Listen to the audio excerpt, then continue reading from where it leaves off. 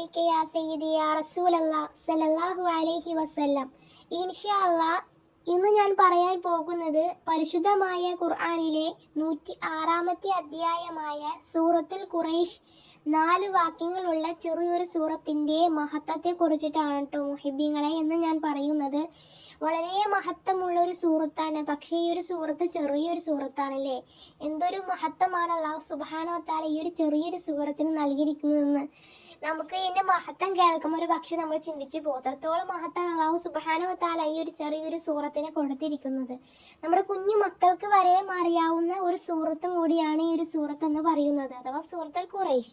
ഇൻഷാ അല്ലാഹ് നമുക്ക് ഏതായാലും അതിന്റെ മഹത്വങ്ങൾ കേൾക്കാം. അല്ലാഹു സുബ്ഹാനഹു വ തആല നമുക്കൊക്കെ തൗഫീഖ് നൽകി അനുഗ്രഹിക്കട്ടെ. ആമീൻ യാ റബ്ബൽ ആലമീൻ. സൂറത്തുൽ ഖുറൈശ് ഓതിയാൽ ധാരാളം നന്മകൾ ഉണ്ടെന്നും ധാരാളം ഹദീസുകളിലൂടെ നമുക്ക് മനസ്സിലാക്കാൻ കഴിയും. ഉദാഹരണത്തിന് ഒരു ഹദീസ് പറയാം. മുത്തുനബി സല്ലല്ലാഹു അലൈഹി വസല്ലമ തങ്ങൾ പറഞ്ഞു, സൂറത്തുൽ ഖുറൈശ് ഓതുന്ന ആൾക്ക് വിശുദ്ധ കഅബയെ തവാഫ് ചെയ്യുകയും അവിടെ കഅബയുടെ മുന്നിൽ ധനത്തിനിരിക്കുന്നവരുടെ എണ്ണം കണ്ട് എത്ര എണ്ണമാണോ ആളുകൾ ഉള്ളത് ആ ആളുകളുടെ 10 ഇരട്ടി വീതം നന്മകൾ അല്ലാഹു സുബ്ഹാനഹു വ തആല അവന് നൽകും എന്നതാണ്.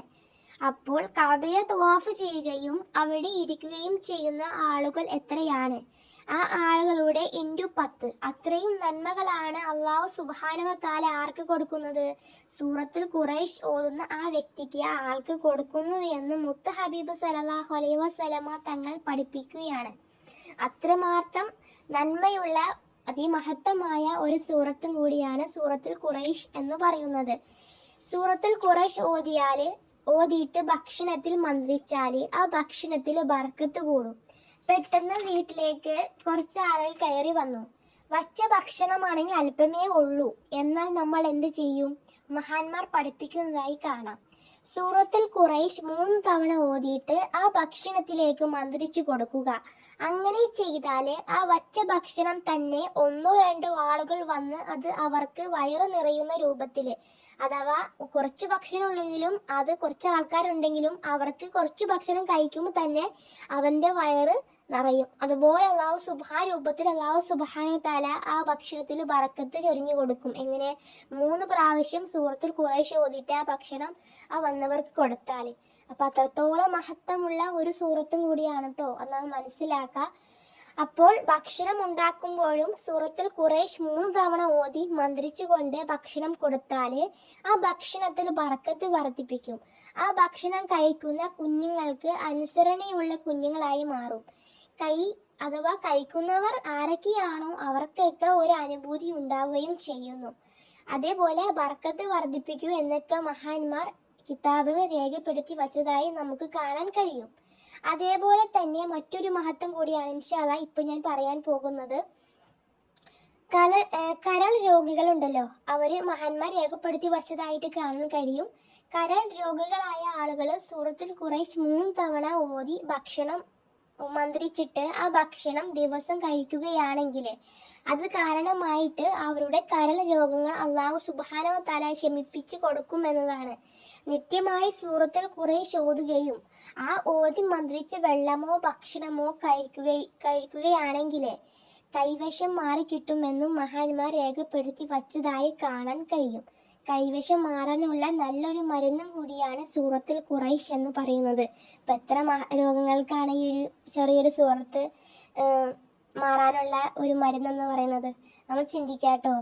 കരൾ രോഗികളായ ആളുകൾ ഭക്ഷണത്തിൽ മന്ത്രിച്ചിട്ട് ആ ഭക്ഷണം കഴിച്ചാൽ, നിത്യമേന കഴിച്ചാൽ, എന്നും മന്ത്രിച്ച് ഊതി കഴിച്ചാൽ അവരുടെ കരൾ രോഗങ്ങൾ അല്ലാഹു തആല ശമിപ്പിക്കും. അതുപോലെ തന്നെ കൈവശം കിട്ടുന്ന ആളുകളും ഈ ഒരു സൂറത്ത് ഓതിയിട്ട് ഭക്ഷണം കഴിച്ചാൽ ആ ഭക്ഷണം കുടിക്കോ തിന്നോ എന്തെങ്കിലും ചെയ്താൽ അവരുടെ കൈവശം മാറാനുള്ള ഏറ്റവും നല്ലൊരു മരുന്നാണ് സൂറത്തുൽ ഖുറൈശ് എന്ന് പറയുന്ന ഈ ഒരു സൂറത്ത് എന്ന് പറയുന്നത്.